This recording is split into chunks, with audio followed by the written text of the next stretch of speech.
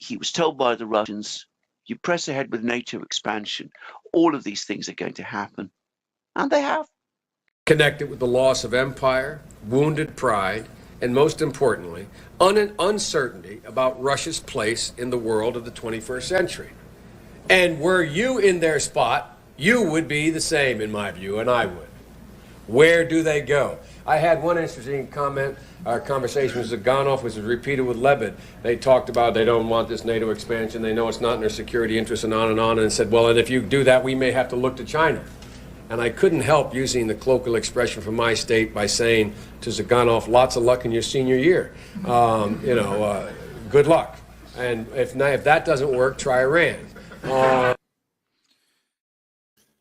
Speaking of seniors, what's up, everybody? Welcome to the Rescue Michigan weekly live stream. How are you all doing? We are, as always, streaming live on Facebook, Rumble, and even YouTube.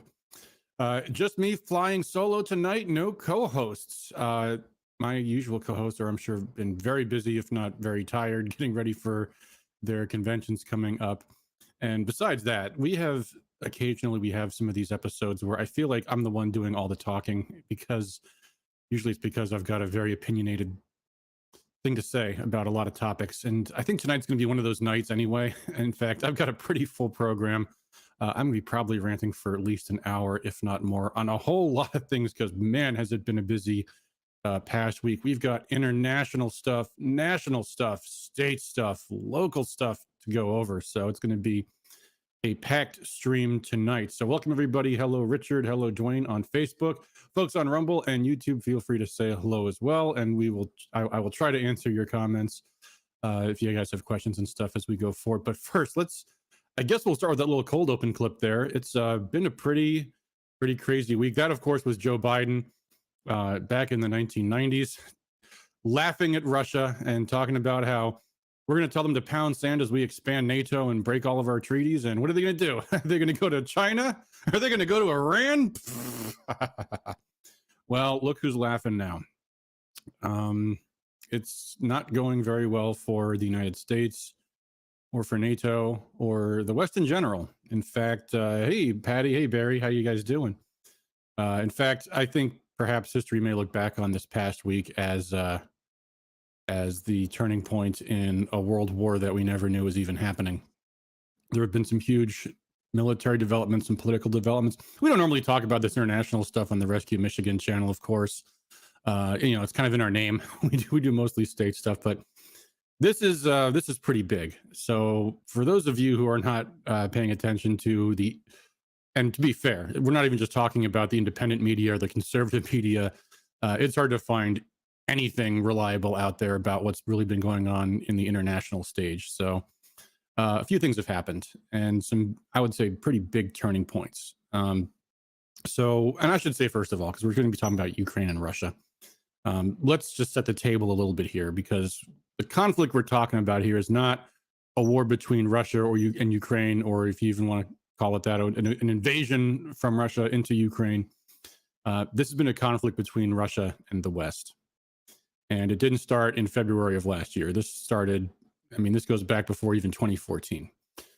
It has been the U.S. and the West's policy to have Russia as weak as possible ever since the Cold War ended. And, again, I don't want to get into too much history on this.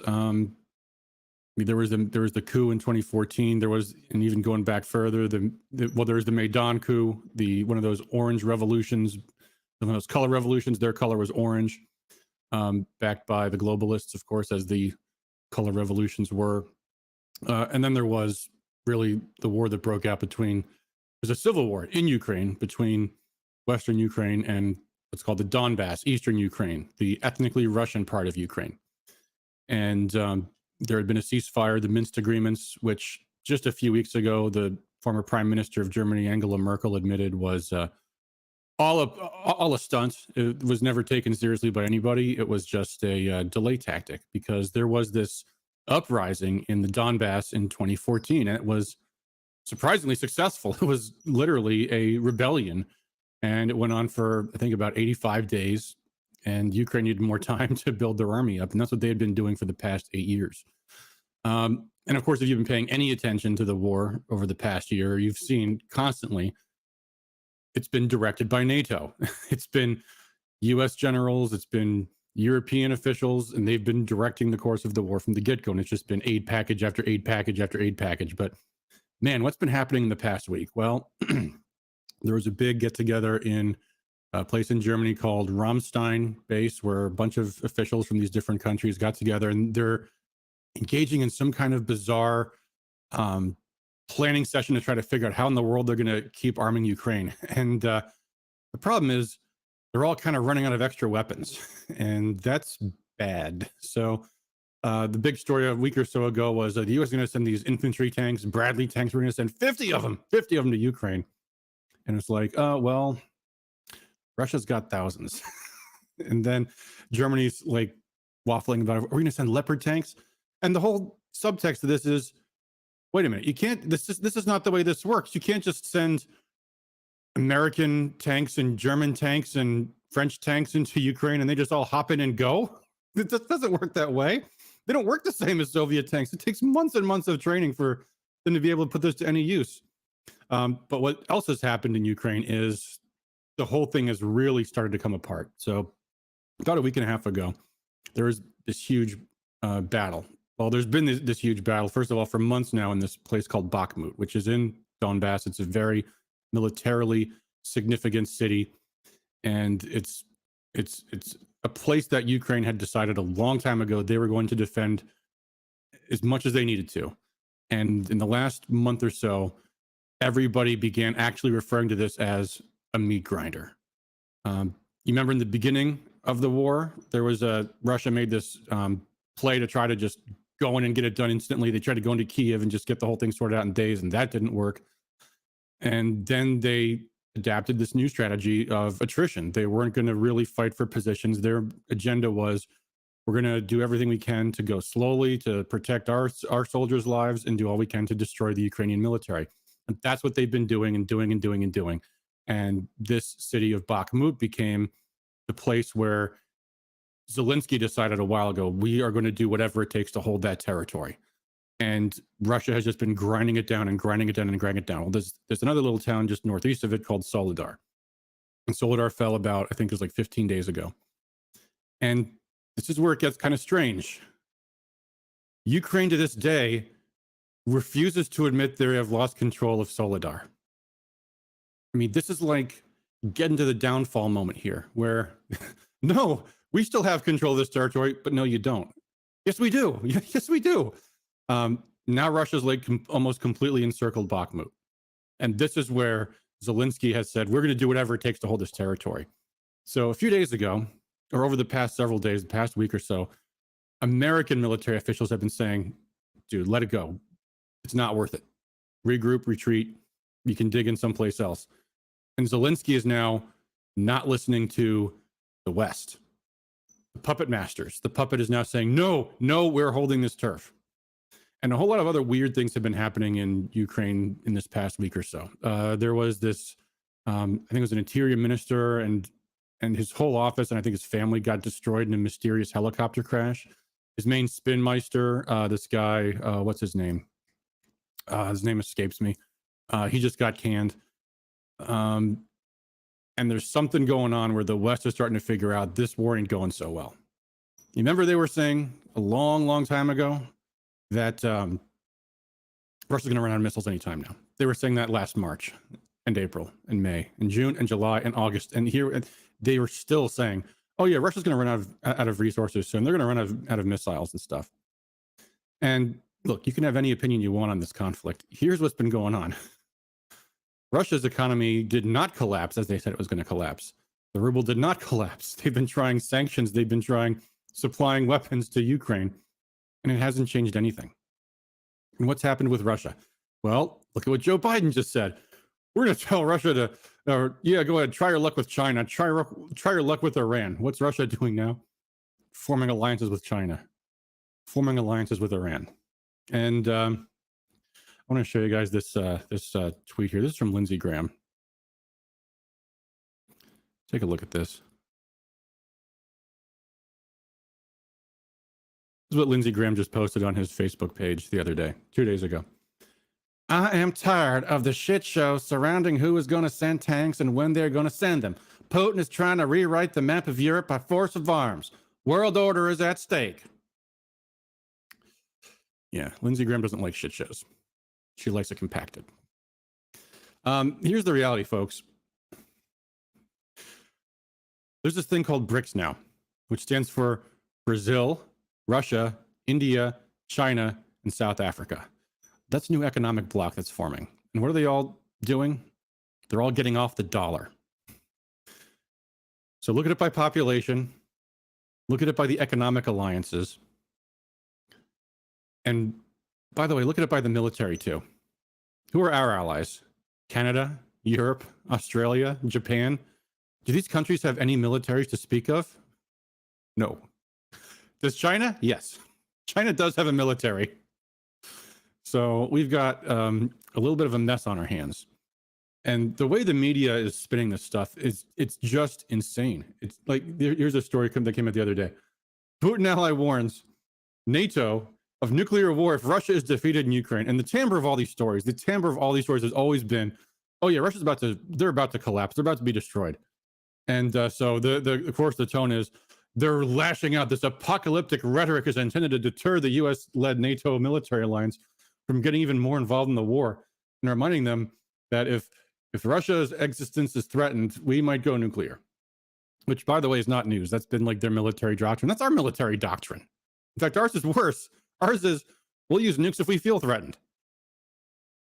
But you know, this is their big story. Oh my gosh, and then you see these constant stories. They're so frustrated with how badly the war is going. There was a story the other day that this general who was in charge of the whole operation, Siravikin, he was demoted for his failures, the press said. It's like, actually he wasn't. First of all, what failures? Secondly, he's only just now reporting to what is their version of the chairman of the Joint Chiefs, which is, you know, kind of telling you they're not winding down, they're ramping up. This is not looking good. And I mean, no indication is that this is good where we're going. How's the economy in Europe doing? How's our economy doing? How's inflation doing? Bad. Bad is how it's doing. And what's the off-ramp going to be? I don't know. How much more doubling down can there be? Maybe that's why they said this stuff. Because they think, oh, what's America's ultimate fallback? Oh, getting involved in a military exchange with NATO itself. And what's that going to mean? Oh, nuclear weapons. Just the end of civilization. That's all. So, yeah. And anyway, why do I get into all this stuff? Well, first of all, because it's kind of a big deal. We don't talk about this too much on this show, but global world war with nuclear weapons is probably kind of a bad thing. And what's the answer? What's the off-ramp? Well, it's political change in this country. And it's going to be people starting to hold politicians accountable the same way we're trying to hold them accountable at the state level. And it's really kind of shameful. You don't hear very much about that in the so-called conservative media. But there was a big story about that this week. And we'll get to it in a moment here. But this blow up between Steven Crowder and Ben Shapiro. There's this certain sect of the conservative movement that seems to have some other kind of loyalties. Here's a tweet from Ben Shapiro a few weeks ago. Great read from Douglas Murray. And what's the story? I can see why the Ukrainians will win with our support. Yeah, so much for that America First stuff, huh? Yeah, there are elements of the conservative movement that ain't the conservative movement, that are something else altogether. The neocons, they're called. And it is going to take some kind of political mobilization. And what was the huge political change in this country not too long ago? Oh, that's right. The election of Donald Trump. Remember when Trump left the White House? Everything was kind of doing great. There was none of this garbage. There was peace in the world. And then 2 years now. 2 years and 2 days since Joe Biden's been inaugurated, and everything's gone to absolute shit. In Ukraine. By the way, what else happened in Ukraine? Oh, yeah. Oh, that's right. There was a little impeachment scandal around Trump calling into question Joe Biden's corrupt relationship and Hunter Biden's corrupt relationship with Ukrainian oligarchs. I wonder if that has anything to do with this. But who knows? Maybe there's a way out of this. Well, we got out of Afghanistan, didn't we? What'd it take? Well, in hindsight, it makes you wonder if the agenda of getting out of Afghanistan wasn't to pivot over to Ukraine. But also, how'd they get out? How'd they save face? Well, they kind of just pretended it didn't happen. This one, I think, is a little bit bigger. I think something else is going to happen. Some people are going to have to get thrown under the bus. Wonder who that might be. And that brings us to national news, folks. Joe Biden's bills have come due, haven't they? The big story this week, you guys may have heard, Joe Biden's chief of staff resigned. He was the real person in Washington who sat in the Oval Office. Joe Biden's a senile old man. He's taken a fall. He is taking a fall. And if you doubt it, folks, if you doubt it, let's just look at this little piece of legislation here. I believe it's Senate Bill number, let's see, which one is it? Maybe it's 6. It's not 6. No, it's not 7. It's one of the first few. I'll find it here. And I'll tell you while I'm looking. It was a bill that got skipped straight out of committee in the state Senate. It's sent right to the floor. It was a bill. Here we go. This is it. Senate Bill number 13. Look at that. You see this, folks? Rules suspended. Refer to the committee of the whole. That means they're skipping the committee process. What is this? What is this bill that the Democrats are suspending the rules, skipping the committees, and bringing straight to the Senate floor? Did you guess it? It's a bill to move Michigan's presidential primary up earlier from the second Tuesday in March to the fourth Tuesday in February. Anyone want to reckon a guess why the Democrats are so gung-ho to move the primary up early? Here's a clue, folks. I think because of the Republicans. And I've heard some people think that maybe that's a play because the Republican Party has rules about states that go early in how they have their presidential contest. And if they have it too early, because it's supposed to be Iowa and New Hampshire that go first, they're going to penalize Michigan's delegates. 85% of our delegates they're going to take away. In fact, they have done that in the past. In 2008 and 2012, Michigan's political Republican Party establishment, I said that backwards, Republican Party political establishment was all working for Mitt Romney. Why? Because his dad was the governor here.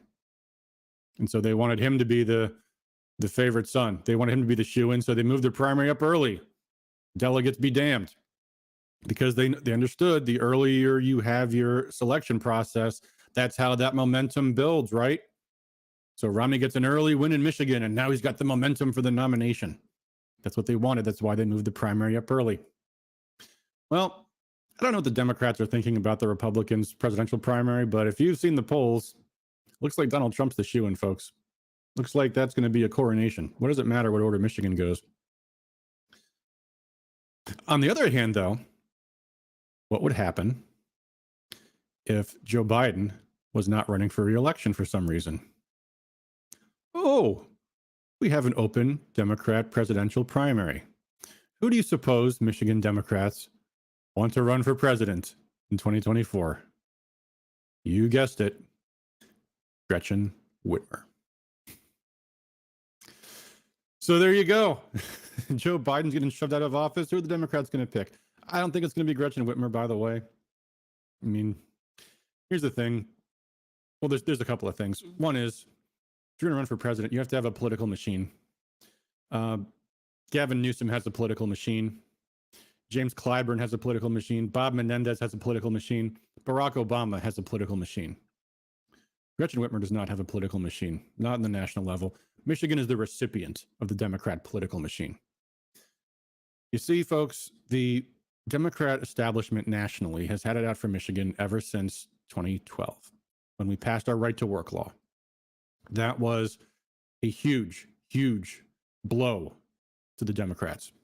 Because guess what those forced dues are? Guess what that union money is? It is the transmission belt of the left. And Michigan has always been a blue collar state, you know, the auto industry, of which we've lost 2/3 thanks to the unions. They view Michigan as a heritage state. And right to work passing in Michigan, well, if right to work could pass in Michigan, it could pass anywhere. So out of state Democrat money has flowed into Michigan again and again over the years on the Proposal 2, Proposal 3, and all of it going towards their ultimate goal, repealing Michigan's right to work law. That's what that agenda is. I'm going to come back to right to work in a second when we start talking about some state stuff, but just want to revisit a couple of things going on nationally as well.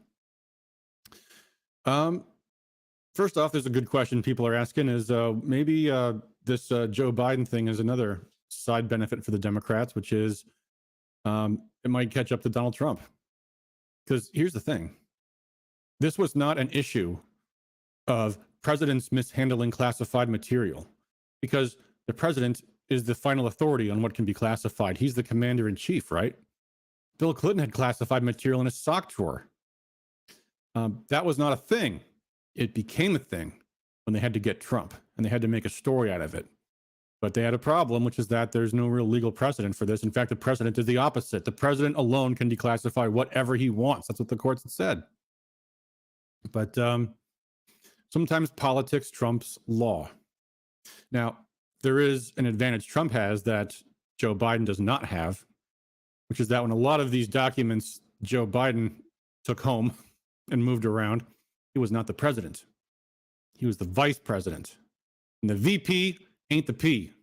The VP can't just declassify anything he wants by taking it home. But again, sometimes politics trumps law. Just ask Carrie Lake.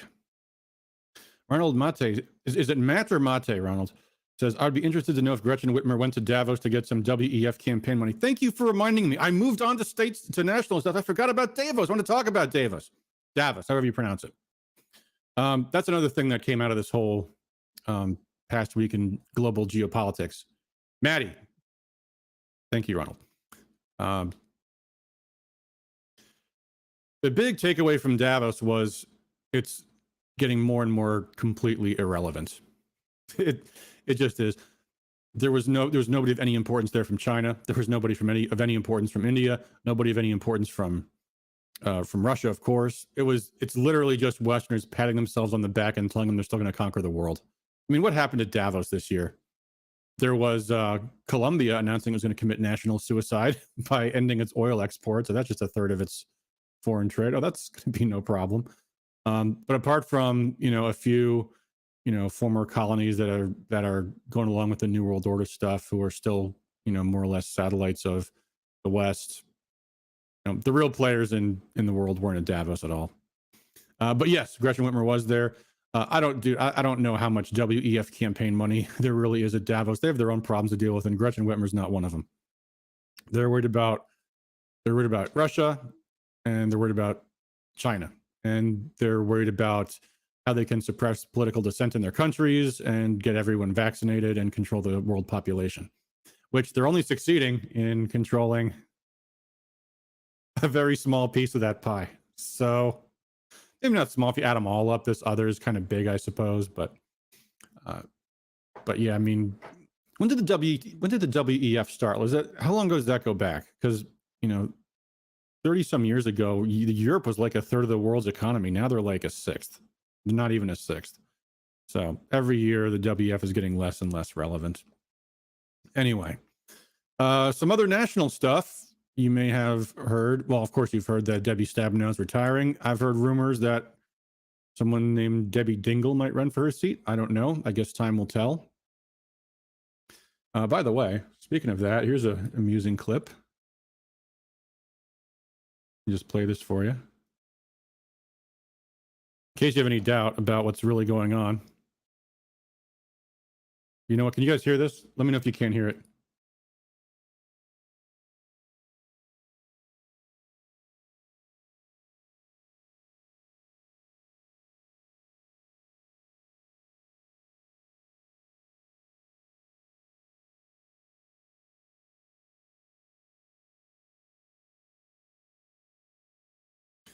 Anyway, the point being, no sound. Oh, Diamond. Sorry, I would have stopped it earlier if I'd known there was no sound. Sorry, that's a funny thing about StreamYard. You have to do it a certain way. Anyway, it's not important what she was saying. What's important is Debbie Dingell was on Fox News talking about Biden mishandling classified documents. What does that tell you? Why is a Democrat going on Fox News to talk about a story that Democrats, all other things being normal, they would not want to be talking about? The knives are out, folks. The knives are out for Joe Biden. So, Patty P says Dingell is announcing her run for Senate tomorrow. We shall see. So that opens up a couple of questions. Number one, who's going to run for her congressional seat? Oh, Patty says rumor. By the way, that reminds me, I need to also check on Rumble. I'm sorry, folks. Okay, yeah, Charlotte on Rumble says no sound. I will check out comments on the Rumble as well. I have to remember to glance over from time to time. But anyway, so there is a U.S. Senate seat in play. One makes you wonder who the Republicans might run. Who do you guys think might run? Well, Richard LaChance says not PNN breaking news.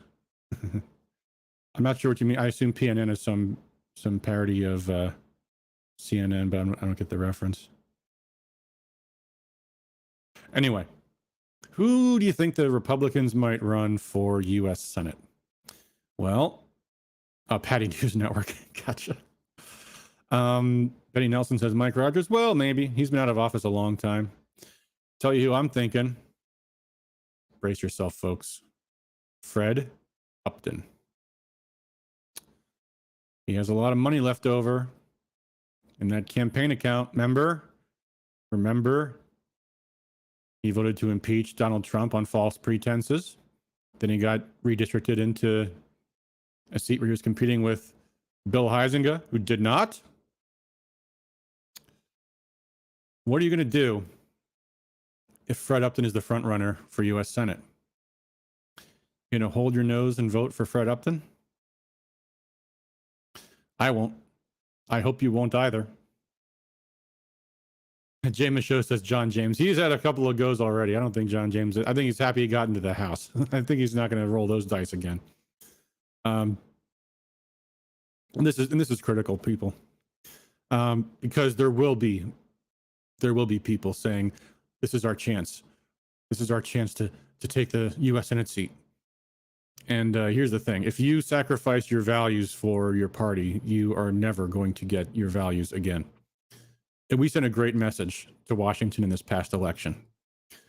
2 of the 2 impeachers in the Michigan delegation lost their seat. One retired, gave up. Other one got beat in the primary, as did most other impeachers everywhere else in the country. That's an important message, that the Patriots won't be jacked around by the establishment and the people who attempt to control the agenda. Patty says, so your values are more aligned with the Dem candidate. That's not the way this works. Let me explain. And let me tell a story that may explain this in a better illustration here. There was a guy once upon a time who was a congressman in Los Angeles, blue collar district. His name, I believe, was Matty Martinez. And he was your average run-of-the-mill Democrat, voted with the unions just about all the time. Until once or twice he did not. Once or twice he had a very, very minor independent streak. What did the Democrats do?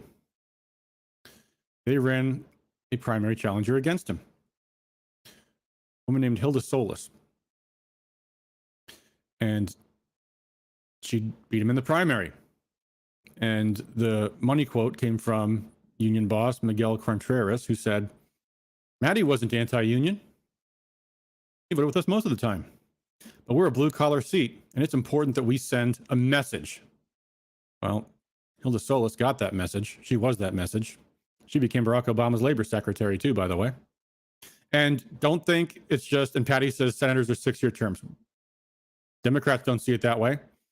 They took out someone in Colorado who was not on board with the green agenda. I forget the guy's name, but they voted, the Democrats organized to support the Green Party candidate in that race. And guess what happened? It was a swing district and a Republican took that seat. Guess what happened? I forget which one of the Udall brothers, I forget if it was Mark or Tom, ran for that seat, got it back the next time around, sent a message. We don't mess around. We don't want people who don't vote with our agenda 100% of the time. That's why the Democrat Party is so radical and extreme today. Patty says senators are 6-year terms. It's a different scenario. Yeah, you know what? This coming election cycle, there's going to be 20 plus Senate seats in play. If they can't win one because they run a total rhino, that's their problem. You know what? The Michigan legislature in the House and Senate, they've got 2 and 4 years respectively to think about what it's like being in the minority because they chose to wage a war with the grassroots. And guess what's going to happen when a new crop comes in and they get the majority back, whether it's 2 years from now or 4 years from now? They're going to take the Patriots a little more seriously. What happened in the U.S. House? They just got rules and they got agreements worked out that they're not going to meddle in primaries anymore against incumbents. So, yeah, here's the thing. And this goes to the biggest lie in politics, that I am obliged to support the lesser of two evils. There's at least 4 reasons why this theory is wrong. The first reason you guys all know, you've heard it before. It's the most popular reason. Say it with me. The lesser of two evils is still evil. And that's true. That's also the weakest argument of the 4.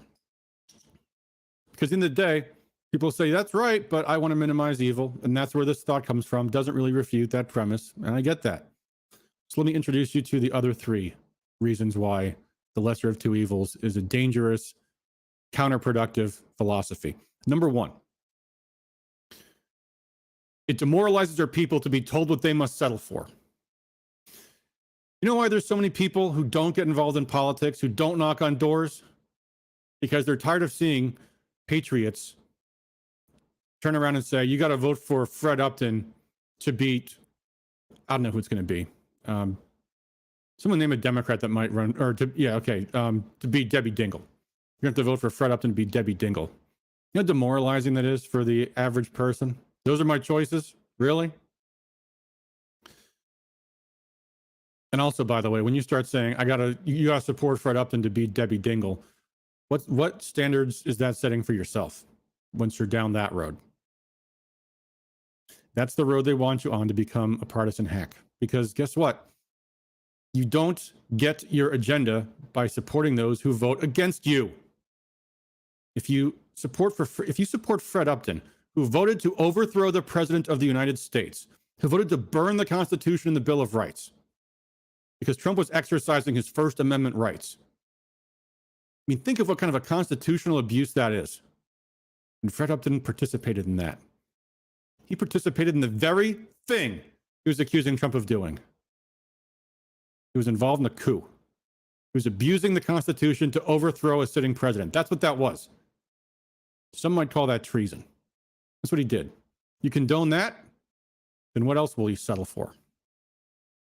And that brings me to the final point, which is this. It's not true at all. The lesser of two evils is often not the lesser of two evils at all. And you want to see a perfect example of that? You think the Senate's a high-stakes bet gamble? How about the presidency? Well, what was the Bush presidency, George W. Bush, compared to Barack Obama? Well, let's see. Rampant taxes and spending. You had huge expansions of the socialized medicine. Under Bush, it was Medicare Part D. Under Obama, it was Obamacare. You had more or less the same mass foreign policy. You had both of them attacking our civil liberties, the Patriot Act, Patriot Act 2. Those things never went away under Obama. What was the difference between Obama and George W. Bush? The difference was conservatives could mobilize against Obama. That's how the Tea Party movement got started. But what happens when Fred Upton's the incumbent senator and he's doing the exact same thing Debbie Dingell would on all major issues, like the Federal Reserve? or your civil liberties, your right to assemble. You know what his opinion is on civil liberties and the right to assemble. He showed it when he impeached Donald Trump. You're going to have your conservative Republican friends telling you you're hurting our cause, you're helping elect Democrats. That's what that does. You get the same policy, and it damages your ability to organize around your values. What happens if Debbie Dingell beats Fred Upton because a huge constituency, namely the Trump movement, walked away and said, no, I will not cast my vote for that. I will not. There's some line I cannot cross, and that's the line. Well, then maybe in 6 years, Republicans will have enough time in the minority to think better next time. That's the way that goes. Wow, that rant probably just made this video even longer. But there you go. Sorry, I didn't mean to look. And Patty, I'm not criticizing you for having that opinion. Everybody's got that opinion. I hear that from you're not the first one to express it to me. Tons of people do, and others will. So that's my answer to all of that. Speaking of Bill Huizenga, what's he been up to lately? Well, check this out. He is the chairman now of the Subcommittee on Oversight and Investigations in the House Banking Committee. And according to him, because obviously he sets his subcommittee's agenda, his jurisdiction will cover, among other things, overseeing all agencies, departments, programs, and matters within the Financial Services Committee's jurisdiction. I said banking, that's financial services, including agency and programmatic commitment to diversity and inclusion policies and best practices. Yep. We're not auditing the Federal Reserve. We're ensuring that the agencies, departments, and programs within the Financial Service Committee's jurisdiction are honoring their commitment to diversity and inclusion and best practices. Folks, we need to give some of these congressmen an earful because they need to be talking about auditing the Federal Reserve. Here's the co-sponsor list: H.R. 24, Federal Reserve Transparency Act, introduced by the wonderful Thomas Massey of Kentucky. And there's the co-sponsors, not one from the Michigan delegation. We're going to work on this, people. There's a problem with contacting congressmen, which is that they don't just have email addresses, so we can't just forward your petitions to them. But I'm going to look into this. We'll see what we can do because we need to be lighting up our congressmen. They're in the majority now in the House. You know, John James, he didn't do anything, certainly not to stand with the 20 that got those incredible rules changes passed. In fact, he gave one of the nominating speeches for Kevin McCarthy. He said, we need to win. That was his message. We got to win. That's what John James has been preoccupied with for the last, I think, 6 years he's been running. He needs to win. Now, what does winning mean? Well, if you're not changing public policy for the good, doesn't mean much, does it? Not one of the members of the Michigan delegation, the dwindling Michigan delegation, are even members of the Freedom Caucus, which for the most part didn't stand up to support all those rules changes. So, yeah. When 2024 comes around, folks, there are people that are worth supporting. And if you're a Republican Party official, I get it. You're not supposed to be attacking Republicans, but you can be silent and support candidates you do believe in sincerely. And for the rest of them, re-election is their problem. It is their problem. So, all right. I think that's about the end of my rant. Not one Michigan rep in the Freedom Caucus, which brings us to state level stuff. Lots and lots and lots of legislation is coming out. We already looked at one of them. We've been sending an email blast this week. I hope you guys all join Operation Watchdog. If you go to our website, there is a nice, lovely link right there, front and center after the header on the homepage, where you can sign up. We're holding meetings every Tuesday night at 7 p.m. Going over the bills. There are 38 introduced in the House now, 36 in the Senate. I haven't looked at them since last week, so I got to update them. But it's going to get out of control. We need people watching the committees. They haven't had hearings just yet, but soon they will. And there's going to be all kinds of stuff coming from the Democrats. We've done a couple emails this week about fighting to defend right to work. That is going to be a huge fight. In fact, that was a fight that me and Tony DeMott and many others were intensely involved with in Michigan in 2012. Pat Colbeck was involved. Mike Shirkey was actually involved, by the way. as was the Mackinac Center for Public Policy, as was Norm Hughes, who has since passed away. He was a huge part of that. A group called Union Conservatives, headed by Terry Bowman. That was the biggest policy. When we talked about this a lot 2 weeks ago in the Tribute to Tony stream, this is a big fight. And it's, by the way, a winnable fight because the Democrats have a narrow majority. And if the right amount of pressure is brought upon the ones in the targeted seats, it's something that we can actually win. So a couple of things. Number one, if you haven't already done so, sign the petition. It sends it directly to the lawmakers immediately in the House and Senate. I did a rant last week, I think, about the importance of that, so I won't repeat that too much. But there's going to be other things. There's going to be other things for sure. Gun rights are coming up for sure. By the way, speaking of that, at last, finally, Alec Baldwin charged with involuntary manslaughter, which it very, very, very obviously was. This is the New York Times story. A gun that Mr. Baldwin was rehearsing with went off. Oh, the gun did it all by itself. The gun just went off and just happened to be pointing directly at the head of Helena Hutchins. And she just happened to die. Not that Baldwin had anything to do with it, of course, other than, pointing the gun at her and pulling the trigger. And Barry Doherty says red flag laws. Yes, absolutely. Governor Whitmer campaigned on that. Judy Kerr says, what are the target seats? That's a great question, Judy. I don't want to give away too much, only because I don't want to talk about inside strategy on a show that anybody in the world can see. But I will just say, in general, it's going to be the ones that are in the toughest districts with the narrowest wins that they had this year. There's other factors besides just that, based on a whole lot of things and research and the lay of the land and geography and a number of different things. But I would say one thing I can say is a big thing that plays in is how safe is the seat. The ones because here's the way it works.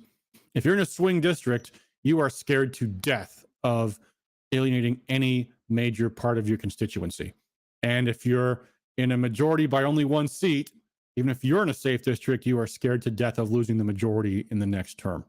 And so you care very much about what impacts those people who are in tough districts.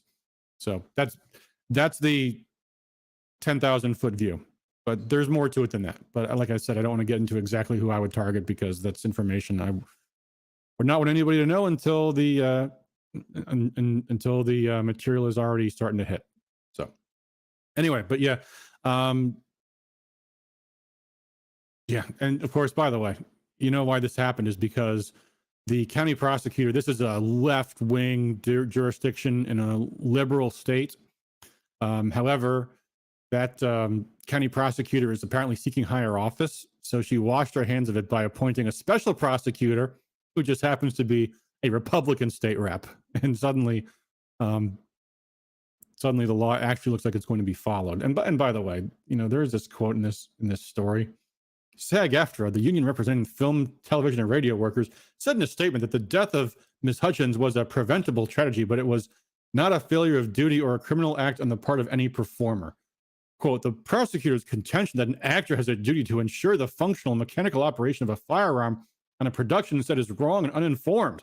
An actor's job is not to be a firearms or weapons expert. Well, two problems with that, SAG-AFTRA. One, Alec Baldwin was a firearms expert.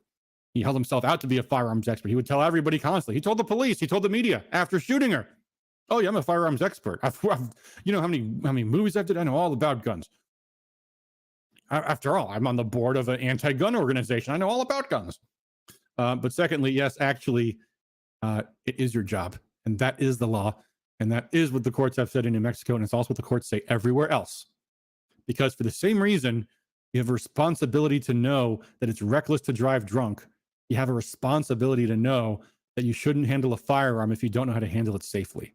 That means that it's your responsibility to check to make sure that the gun is not loaded before you point it at somebody and pull the trigger. So, up yours, SAG-AFTRA. Baldwin is facing criminal charges, and that is just delightful.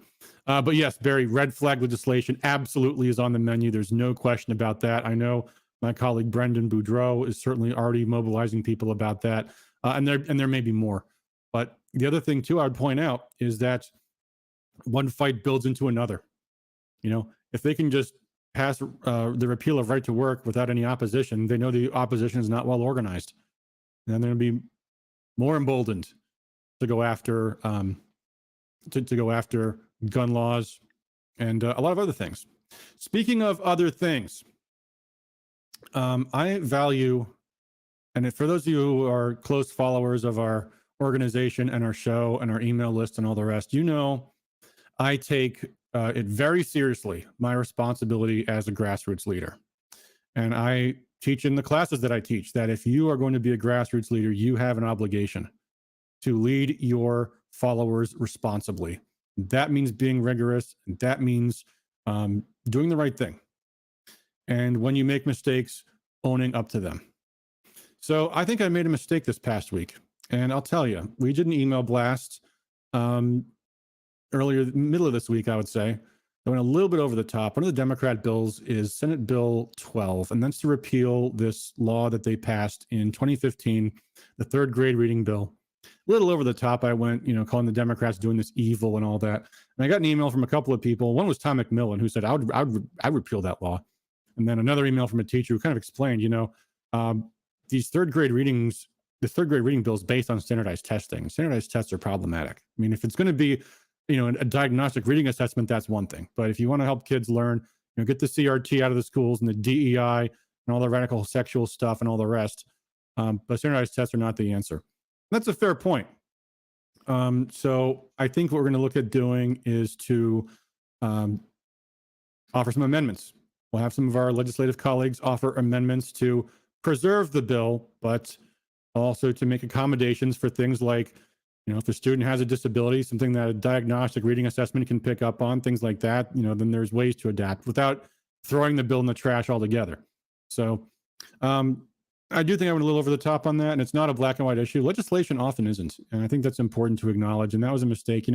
We have a cluster of issues, and those of you know, a lot of those for us are civil liberties and election fraud and things like that. And not to say that education policy is off limits, but it's not our area of focus. And had it been, maybe I would have thought more carefully about that. We still did send in all your petitions, but what we're going to do to make things right is work with the legislature. And when the Democrats ultimately throw out the amendments, they will just say, nope, the amendment's not adopted. They'll probably not even have a roll call on them, or the Democrats will bowl them over. Then we can oppose SB 12 with a clear conscience. So that's how that's going to work. But before we go on, I did want to share this with you guys. This is a clip. I actually remember this clip since I actually saw it when I was working in Gary Glenn's office in 2015. And when this bill came up, it reminded me of this, and I found it and I put it online. I'm not going to play the whole thing. It's a 10-minute speech. I cut it down to 4 minutes. It's amazing, from the one Democrat who voted with the Republicans to pass the third grade reading law. And that's Harvey Santana from Detroit. He was in his third term at the time, so he got termed out. He was replaced in the House by his wife, who is now a state senator. She co-sponsored the repeal of the bill that he made this incredible speech in argument for. So I'm going to play that. It's a 4-minute clip. And so here, prepare to be amazed, and I'll be right back. Public education today is no different than the Detroit Free Press Marathon that's going to take place in the next couple of days. You sign up, you participate, and it doesn't matter if you come in first or dead last. Because when you cross that line, you get a bottle of Gatorade, a shiny medal, and a towel. But in public education, you get a high school diploma. And you wonder why Detroit has a 47% illiteracy rate. That's not my number. Go Google it. According to the National Institute for Literacy, which means they have trouble with reading, speaking, writing, and computational skills. Now that I have set the stage, let me ask you, Mr. Speaker, and the members of this body, how do you help improve the lives of the 3 young people trapped in the cycle of poverty, government dependency, and hopelessness by not establishing a framework or a standard to aspire to? As a matter of fact, what you are saying is, it's okay to be a failure. After all, nobody's watching and nobody cares. You can't read, you can't write, that's okay. We want to protect you from having hurt feelings. We don't want you to be emotionally affected. How emotionally affected is that third grader going to be when they grow up to become an adult with kids of their own who they cannot take care of because the system failed them by allowing them to make excuses for themselves? And sometimes this work takes me inside the Michigan Department of Corrections, where I consult with what's referred to as the old heads, the guys that have been there for a while. And every time I walk the yard with these guys trying to figure out what's going on, they ask me a question. What are you doing with the education in this state? And they continue to say, we fear for the lives of our children because the education they receive today is less than what I threw away years ago. Then they go on to describe the new guys that are coming in. The new guys that are coming in are typically between the ages of 19 and 22 and are dumb, immature, and speak a different language. When I ask what language are you referring to, they go on to describe the way they rap. You see, when we were coming up, we knew what Run DMC was saying. You knew what LL Cool J was saying. But these guys today, you can't understand anything. What? What's that? And when they sit there and they do some careful research and analysis in the middle of the yard, it finally hits them. These guys don't have any cognitive ability. They rap that way to cover up the fact that they can't put the words in their head on a piece of paper. And they go on to continue and say, how did you make it through school? And they tell them it was simple. You go, you sit down, shut up, and be liked, and you too can get a promotion. Come to my hood. I'll show you what psychological damage is. Come to my hood like the speaker came, like the speaker pro tem and the speakers before them, and countless Republicans have come to my neighborhood, and one's coming tomorrow, and others are coming next week. And the only Democrat that's ever come to my hood to actually understand what I'm talking about has been Representative Zemke. That's the future.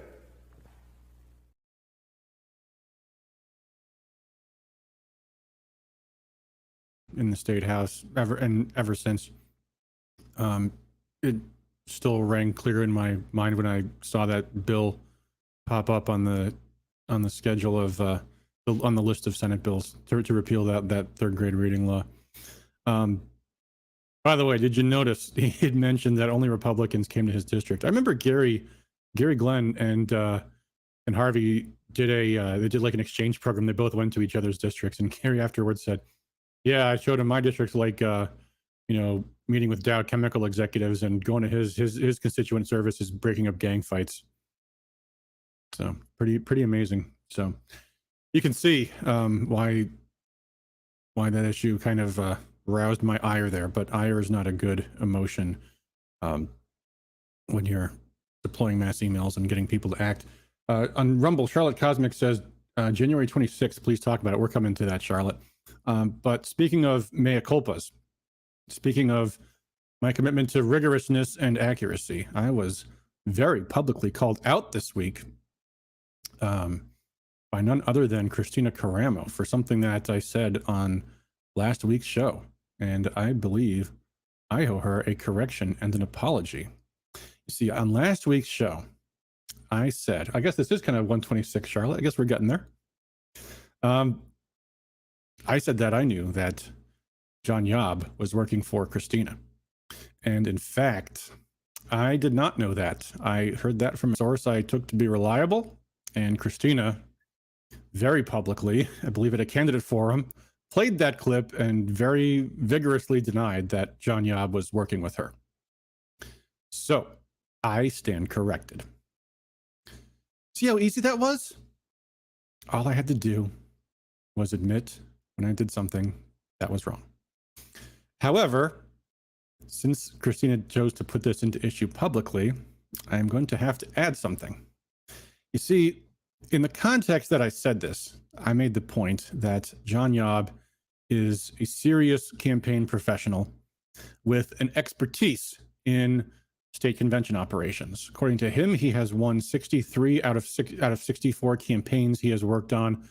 that were nominations at state convention. So candidates for Attorney General, Secretary of State, State Board of Ed, Chairman, that kind of stuff. And here's the thing, Christina. It's good to have a serious professional campaign manager. And it wouldn't, I mean, the way she said it was like, it was derogatory that I was suggesting that John Yob working for her was, and it was a baseless, terrible attack. And the thing is, Christina, it's actually a good thing. It's a good thing to have professional campaign management.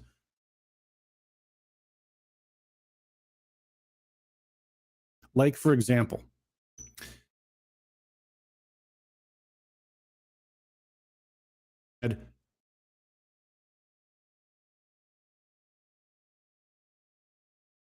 it's not a good thing to attack your supporters in public because you need these votes. And here's the thing, Christina, I'm not your opponent. You have, I think, 10 others. I'm not on the ballot. And when you publicly attack me and you say, Rescue Michigan is part of the problem, you're not winning votes, you're losing them. And that's a bad thing. That's why it's good to have a professional campaign manager, because they'll tell you these things. They'll tell you these things.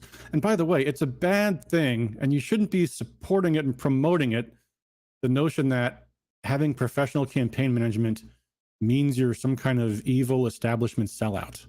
Because the job you're running for is state chair. And if you actually get that office, Christina, you need a professional campaign consultant, someone who knows how to raise money. And that's one thing John Yob can do. It's something that you probably can't do. Most of your opponents can't do either, by the way. I think maybe Scott Greenlee's an exception. He is a political professional himself, but the rest of you aren't. And I know you took umbrage also. I think I suggested, I think that you and I think most, if not almost all of the other candidates are in it for the money, because there's that $170,000 salary that the state chair gets. And you took some umbrage at that imputing of intent there. And here's the thing. When you are running for a position that involves money, power, and even a little bit of fame, when you don't have those things to begin with, that's a reasonable assumption. And I'm not gonna take that one back, Christina, because that's kind of incumbent on you to show that that's not your motivation.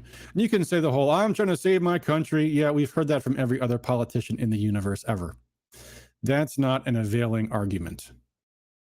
So, you know, if you're someone that has money and doesn't need power or fame like Ron Weiser, then you've got nothing to prove, right? Because Ron Weiser doesn't need the salary and didn't take the salary. In fact, he did the opposite. He gave lots and lots of money to the GOP until he stopped, by the way. Some people might be wondering, what's up with that $50 fee or $75 at the door I got to pay to go to state convention? Yeah, folks, you know what happened?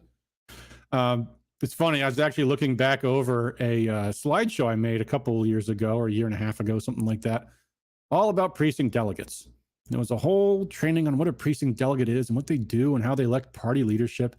And I found this one slide on it that actually said, it's incredible, for the first time, and as far back as I can recall, we have a Republican Party that values the grassroots, that wants to empower them, that appointed leadership and elected leadership, like Michonne for co-chair, Marion Sheridan, Diane Schindelbeck, and others who were from the grassroots, and that it was going to be a grassroots-oriented party.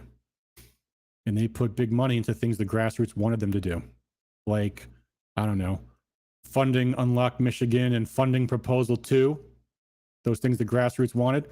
And what did Ron Weiser and his money get for it? Hatred, contempt, scorn, lies, attacks, and then finally, in August, humiliation. That's what Ron Weiser got for his millions of dollars. He said, you know what? I'm done.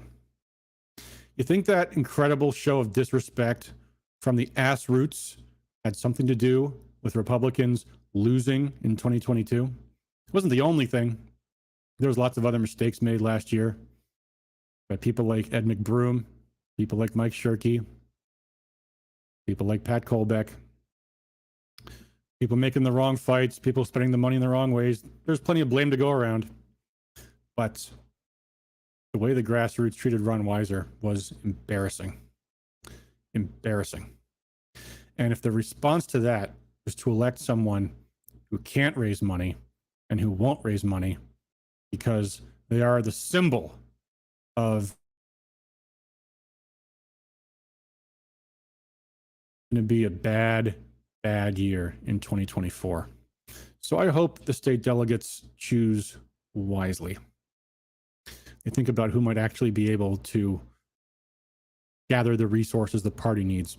One thing that we teach at our school that I've been taught and go on to teach is that leadership involves 4 things: planning, preparation, execution, evaluation.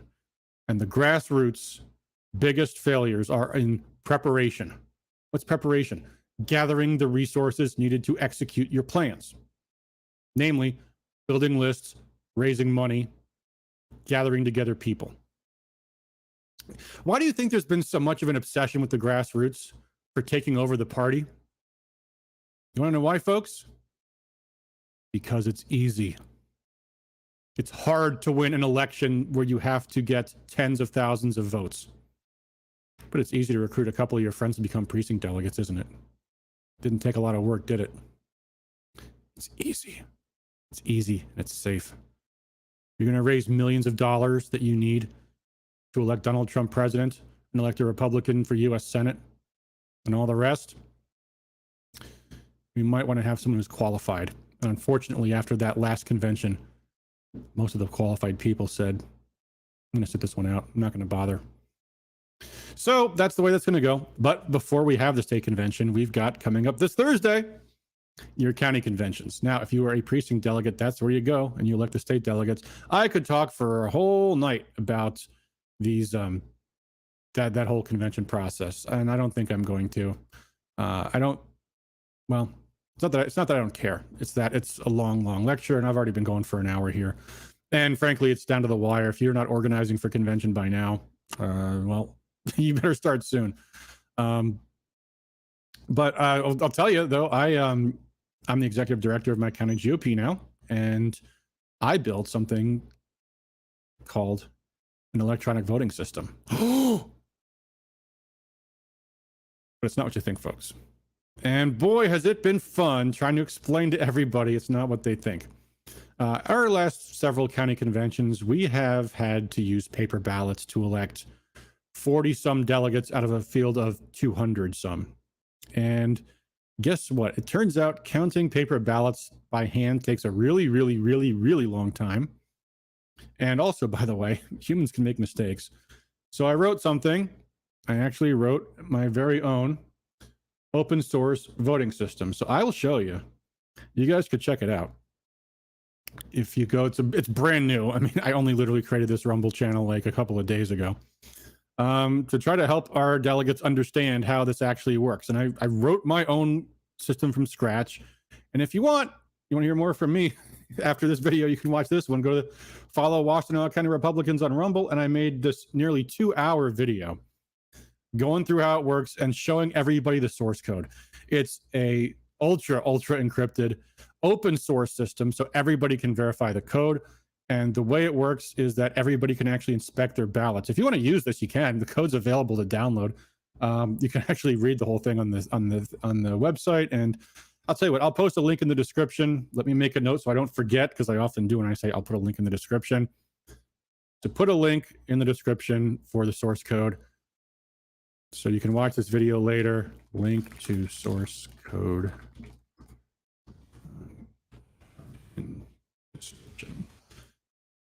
Download it yourself. It's really amazing. It's simple. It's, I think, not even 1,000 lines of code. It's so transparent and verifiable and secure that it generates a report at the end of the night that shows every single registered voter, the attendance sheet, the roll call, the results of the election. It shows exactly what each ballot had on it, and the voters can actually verify that their ballot was cast the way it was supposed to. Then at the end of the night, it will break the encryption keys so the ballots are permanently anonymous, generate a PDF with all of that, and dumps the entire database out and dumps all the source code out so that every single voter can see the entire source code for the system and the database and the results. So how's that for transparency for you? Barry says, do people do this from their phone? They can. We'll also have some tablets and things there for people that don't have phones. James Show says, what do you think of Greenlee? Greenlee is a professional. He's like Yob. Not particularly ideologically motivated, but doesn't mean he won't be fair. And he's a professional. He's won some, he's lost some. He is a campaign consultant, which I am as well. Although I am very, very choosy in who I've worked for. Most consultants are not. And that's not necessarily a bad thing. I mean, they're hired guns and they're performing a task. That's the way that works. He asks, is Greenlee originally out of Michigan? I don't know. He's been around Michigan a long time, I think. I'm not sure. So I don't know. Anywho. So you can check that out if you want. Go to rumble.com/user. And then I think you have to use correct capitalization there. You see Washtenaw County Republicans with the capitals for the first initials of those words there. And you can watch the whole video and you'll see. I mean, again, it ain't Dominion. But boy, has it been fun trying to explain to people. And some of them they've at least had candor and just said, nothing you can say will convince me this is safe. I'm like, I'm letting you see the source code. You can download it yourself. You can bring it in on a flash drive and you can copy it over to my computer to make sure the files match. I mean, all this stuff. But some people are just afraid of it. And here's my ultimate argument for this is, and people say, what kind of message does it send that Republicans would use electronic machines to vote? Well, the message it would send is, we can prove it can be done responsibly. People can use technology responsibly. You can do it with verifiable voting. You can do it with open source. You can do it in such a way that every voter can go home realizing their ballot was counted and was counted accurately. Which I think is a better message than to say, technology too bad. And then tabulate your election results by etching on cave walls? No, thank you. So anyway, it's been a little passion project of mine and looking forward to seeing it in action this coming Thursday at our county convention in Washtenaw County. So I think we're getting towards the end, but since we're still talking about local stuff. Oh, Barry says, I just set up a new process for my caucus. Hey, congratulations, man. And by the way, every county is different, folks. Some counties break into cities and have sub-caucuses. Some counties are only one out of many in a congressional district. If you're in the first, then the way you choose your district committee and state convention is different from the way it goes in a district that's all in one county or a couple of counties. So every county is different. I get that. And I built something that's going to be suitable for my county. So that's the way that works. Anyway, after that convention is over, which I am certainly looking forward to, the next thing that we're going to be talking about is going to be what we need to do to save our country at every level, from the precinct to the school board, to the county, to the state, to the country. And that is precinct organization. My goal is 150 precinct organizations in my county by the end of next year, where right now we've got, I think, maybe 0, if not maybe 1 or 2. So we are hosting a grassroots leadership school Saturday, February 25th. That is at Republican Party headquarters, 3025 Boardwalk. That's the NCMS building. I sent an email blast. I'm sure I will be sending more of them. I will actually also post a link to the schools in the description as well.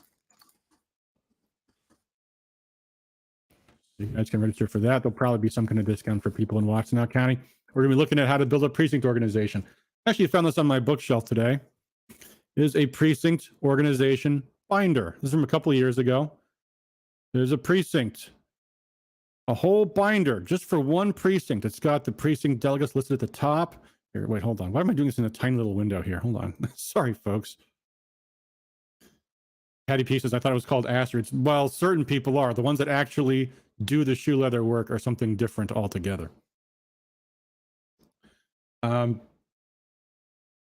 Oh, Charlotte on Rumble says freezing up. I'm sorry, folks. I can't control my internet signal. Hopefully I get broadband at the new GOP office. But where I live, there is no such thing as Comcast. Anyway, so this is my little precinct binder. It's got some information on the front, the total number of registered voters in the precinct, turnout scores from recent elections, recent election results. This is from 4 years ago. So it has my little margins there. What's the most and least we can expect to get out of that precinct? What do you think my goal is in this precinct? 60%. Because look, those are the little higher than the best. What's in this little binder here? There's a canvassing log. It's got my name on it, when I did it, which walk I did. Was it completed? Yes, it was. And then it's got these nifty, nice maps. It's got a map of a precinct walk. Someone else, there's another one from some other guy who knocked on doors that same day. I've got a map of the precinct that's kind of showing how I broke it down into different walks.